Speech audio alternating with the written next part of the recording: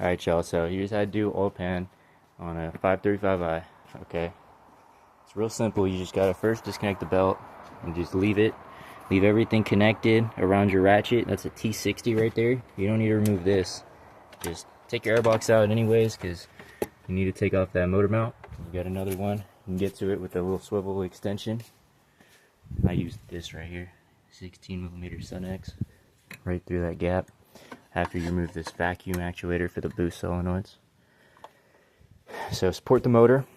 I use an $80 Harbor Freight bar. Put it crooked, but it works.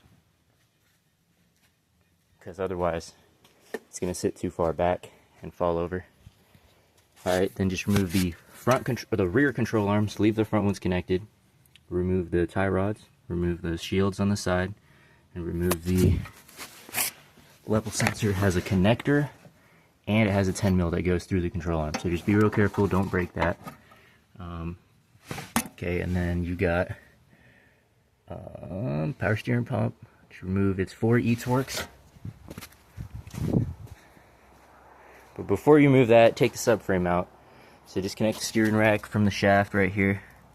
Just mark it, and then, you know, just put a ratchet strap around the wheel. Make sure that's not going to move.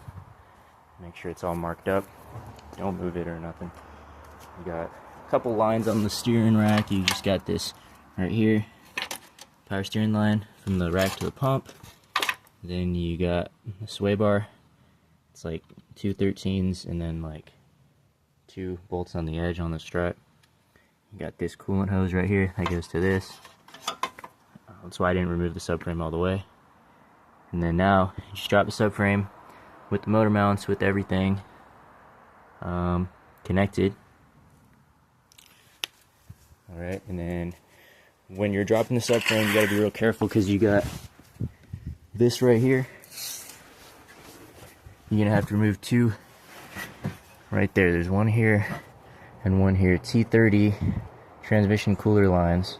Okay, and then you can jam an extension through it after you remove the line from the pump, just to hold it in place so don't stress the lines, you know.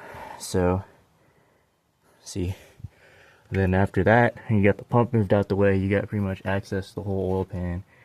You can just zip the bolts out. I'm changing this little O-ring here because I'm here, but yeah, just zip these bolts out and pull the oil pan and then do your thing. And then here you got pretty much access to everything. Like, you want to do your cooling system, you want to do your downpipes.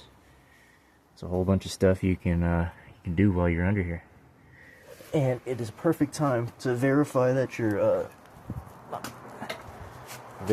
motor mounts are good. So mine was shot because I had power steering leak from the, anyways, it don't matter, but yeah, verify your motor mounts are good, because while you're in here it's like slightly wobbly. I'm going to change it. It's like 60 bucks.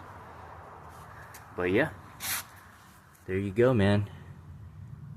How it's done. Should take like, I don't know, maybe evening at most.